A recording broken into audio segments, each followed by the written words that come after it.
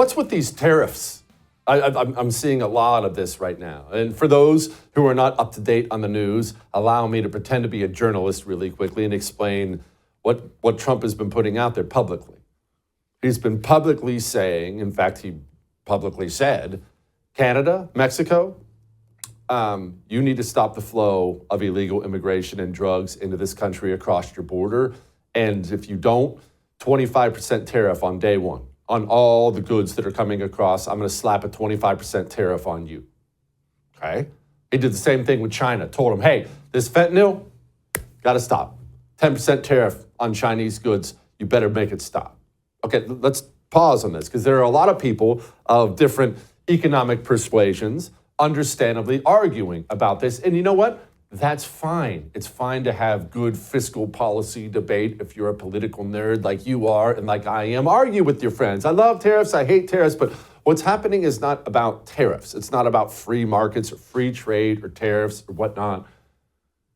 You ever go to a party in high school you weren't supposed to? Just stay with me. You ever go to a party in high school you weren't supposed to? Most people have. I'm not encouraging you kids watching to do this. There's nothing good that's going to happen there. But most people have done this at some point in their lives. You end up at a party, you're a sophomore, junior in high school. People are drinking there.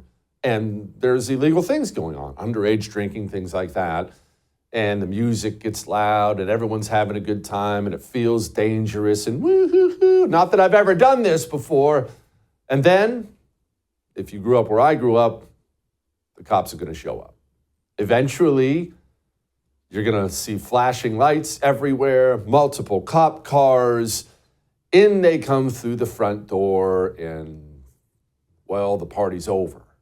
And in that moment, you know what nobody ever says? Nobody says, woo, thank goodness the cops are here. About time we got this thing closed down and wrapped up. No one ever says that. No one's a big fan of the cops in that moment. We just want to party and live it up, but you got to have the cops there because the partying has to stop. What happens when Democrats take over the United States of America because they hate America now? This new Democrat Party hates the country. What happens is, you see, they hate the country and they just want to loot America dry. They want to loot the Treasury and they begin the looting process. But they don't isolate it to just them. You see, when Democrats take over, they really tell everyone. They just put the signal out to the world, hey, come on in and take what you want. And then the whole world knows when Democrats take over the country, you can pillage the United States Treasury if you want. If you have people undesirables in your country you don't want there, because Democrats hate the country, they'll open up the border and you can just ship them there. But Venezuela, as I've said, they emptied out their prisons. They just walked into their prisons and all the murderers and rapists and gang members, hey guys, pack it up. You're going to America.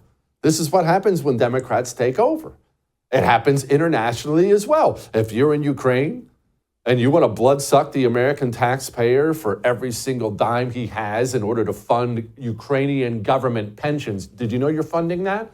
Well, Democrats will allow that. Sure, come on in. Hey, take whatever you want from the Treasury. Hey, take it all. Just take everything. Again, they're busy trashing the place, and they extend that to the whole world. And so now Donald Trump steps in, takes over. He hasn't taken office yet, but he has to stop the party. It's time. Cops are coming in. Open up. Shut the music off. Give me that beer. The party's stopped. You see what's her name? Angela Merkel, the German chancellor. She's a hag, commie witch anyway. But she said? She said, quote, the more people, this was about dealing with Trump, the more people there were in the room, the greater was his urge to be the winner. You can't chat with him. Every meeting is a competition. You or me. Oh, these dirty commie world leaders say things like that. Well, what are they actually saying? Hey, when Democrats are in office, there's no America first because they don't give a crap about the country. Joe Biden, Kamala Harris, they'll go in, sit down in these meetings and hand out all your money. Here, take some money for this and take some money for that. And here's another $50 billion for windmills. And no, America will just do it all. Take whatever you want. And then Donald Trump gets in there and says, no, you won't pillage us anymore. You're not going to do this. You're going to pay your fair share. You're going to stop this. I want the American president. You want the American president to walk into these meetings and compete on your behalf. But to these people, they're just mortified by that. They're mortified at the thought of that. So let's go back to the tariffs. Canada, Mexico. They allow these people into our country, oftentimes on purpose. Oh, I understand we do have illegal immigration that comes in from the oceans. It does happen. And I understand a lot of the immigration, they have, quote, made it legal by bringing in all these people under the guise of being refugees. I get all that. But still, the vast majority of the people illegally coming into this country, the human slaves, the drugs, the everything, they come right through Mexico with the knowledge of the Mexicans, and they come right through Canada with the knowledge of the Canadians.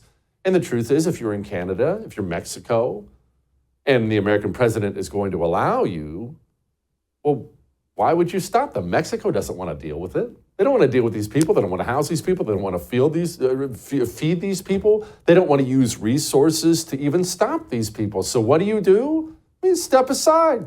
You step aside like a matador and say, there you go. America's that way. Have a good one, Lupe. And they do the same daggone thing up in Canada. As long as the American president is weak and hates the country, then he's going to let you just whisk everybody right across your border and right into the United States of America. So now, with that kind of understanding, let's talk about this threat, because that's what this is. It's a threat. A negotiating tactic, maybe you want to put it that way instead of a threat, but that's what it is. Donald Trump is saying the party's over. The tariff threat or negotiation tactic, it's not about economics, free markets. That has nothing to do with it at all.